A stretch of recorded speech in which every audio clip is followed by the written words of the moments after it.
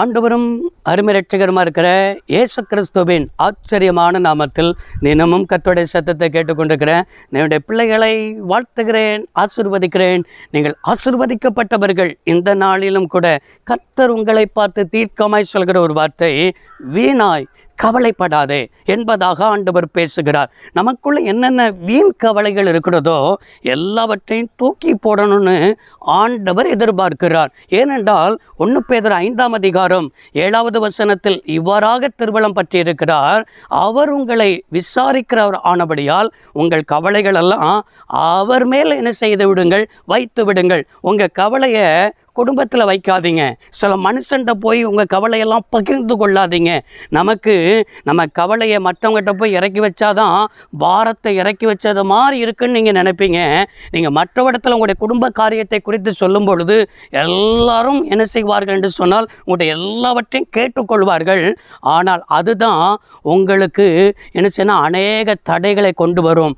அது மாத்திரமல்ல, நெருக்கங்களை கொண்டு வரும். இவங்ககிட்ட போய் இதை சொன்ன பாரு, இவங்களை நம்பி இதை சொன்ன பாரு என்று சொல்லி நீங்கள் பின் நாட்களில் அதை குறித்து வேதனைப்படுகிற அளவுக்கு, உங்களை சஞ்சலப்படுகிற அளவுக்கு, நீங்கள் கவலைக்கு தள்ளப்படுகிற அளவுக்கு அதுதான் காரணமாகிவிடும். எனவே உங்களை நன்றாக புரிந்து கொண்டவர் நம்முடைய ஆண்டவராக இருக்கிற இயேசு கிறிஸ்து. அவர்தான் நமக்கு நல்ல தகப்பனாக இருக்கிறார். உங்கள் கவலையெல்லாம் அவர்கிட்ட என்ன செய்ய கொண்டு போங்க. அவர் உங்களை விசாரிப்பார், உங்கள்கிட்ட அமர்ந்து பேசுவார். உங்களை குறித்து எல்லாம் அவருக்கு தெரியும். எனவே உங்கள் கவலையெல்லாம் அவர் மேலே வச்சுட்டு நீங்கள் லெகுவாக மாறிடணும்னு சொல்லி தான் பரலோகம் நம்மளை பார்த்து எதிர்பார்ப்போடு கூட காத்து கொண்டிருக்கிறது. எனவே இப்படிப்பட்ட ஒரு குடும்பத்தை குறித்து வேதாகமத்தில் பார்க்க முடிகிறது.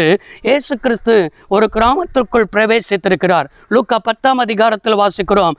மார்த்தாள் என்னும் பெயர் கொண்ட ஸ்திரீ இயேசுவை தன் வீட்டுக்குள் அவரை ஏற்றுக்கொண்டார் என்று என்ன செய்கிறோம் பார்க்கிறோம். மார்த்தாள் வீட்டுக்கு இயேசு பெயர்க்கிறார். மார்த்தாளுக்கு ஒரு சகோதரி உண்டு, அவள் பெயர் மரியாள். இப்போ மரியாள் இயேசுடைய பாதத்தில் அமர்ந்து கொண்டு இயேசுடைய வசனத்தை கேட்டுக்கொண்டிருக்கிறாள்.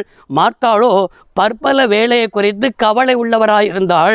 இயேசுவிடத்தில் மார்த்தாள் சொல்லுகிறான், நான் மட்டும் வேலைப்படுகிறேன், நான் மட்டும் கஷ்டப்படுறேன், நான் மட்டும் இதை செய்கிறோம். நம்முடைய குடும்பத்தில் பிள்ளைகள் சொல்லுவாங்க பார்த்தீங்களா, நான் தான் இந்த வீட்டில் கஷ்டப்படுறேன், நான் தான் இந்த வீட்டில் பாடுபடுறேன், ஆனால் நீங்கள் என்ன செய்ய மாட்டேங்கிறீங்கன்னா உங்கள் பிள்ளையை மட்டும் திட்ட மாட்டேங்கிறீங்க என்று சொல்லி நம்ம பிள்ளைகள் என்ன செய்யணும், அது உங்கள் பிள்ளை என்று சொல்லி பிள்ளைகளுக்குள்ளே பிரிவினைகள் இன்னைக்கு குடும்பத்துக்குள்ளே காணப்படுகிறது.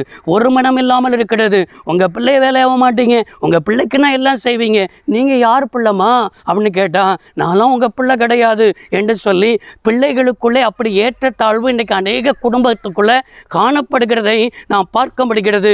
இப்படி தான் மார்த்தாள் அன்றைக்கு நான் மட்டும் கஷ்டப்படுறேன், பற்பல வேலையில் கஷ்டப்படுறேன் என்று சொல்லி இப்படிப்பட்ட வார்த்தையை இயேசுவிடத்தில் சொல்லும் பொழுது தான் லூக்கா 10ஆம் அதிகாரம் 41, 42 இவ்வாறாக என்ன செய்ய முடிகிறது, பார்க்க முடிகிறது. மார்த்தாளே மார்த்தாளே, நீ பற்பல காரியத்தை குறித்து கவலைப்பட்டு கலங்குகிறாய். தேவையானது ஒன்று. மரியாள் தன்னை விட்டு எடுபடாத நல்ல பங்கை தெரிந்து கொண்டாள் என்று என்ன செய்ய முடிகிறது, பார்க்க முடிகிறது. நீ வீட்டில் வேலை செய்கிறதை குறித்து இந்த வேலை அவ செய்ய மாட்டேங்கிறா, நான் மட்டும் செய்கிறேன், நான் மட்டும் கஷ்டப்படுறேன், நான் மட்டும் உபத்திரவத்தை சந்திக்கிறேன், நீ நினைக்கிற. இல்லைப்பா, இதெல்லாம் என்ன செய்யணும் சொன்னால் சின்ன சின்ன காரியத்தை குறித்து நீ கவலைப்படுற, அவள் நித்தியத்தை குறித்து தானே. என்னுடைய வார்த்தையை, என் வசனத்தை என் பாதத்தில் உட்கார்ந்துட்டா, அதுதான் தேவை, அதுதான் தேவையானது என்பதை அந்த மார்த்தாளுடைய கண்களை அன்றைக்கு ஆண்டவராக இருக்கிற இயேசு திறந்தார் என்பதை பார்க்க முடிகிறது. இன்றைக்கு உங்களுடைய வாழ்க்கையில் ஞாயிற்றுக்கிழமை ஆலயத்துக்கு கூட போகாமல் நான் வேலை செஞ்சால் தானே இதை செய்ய முடியும் என்று சொல்லி ஆண்டவருடைய பாதத்தில் அமராமல் நீங்கள் என்னென்ன காரியத்திற்கு, உலக காரியத்துக்கு ஓடிக்கொண்டிருக்கிறீங்க பார்த்தீங்களா, அதெல்லாம் வீண் கவலையை விட்டுருங்க. வீண் கவலையெல்லாம் விட்டுட்டு உங்களுடைய வாழ்க்கையில் இன்றைக்கி கர்த்தரிடத்தில் திரும்புங்க.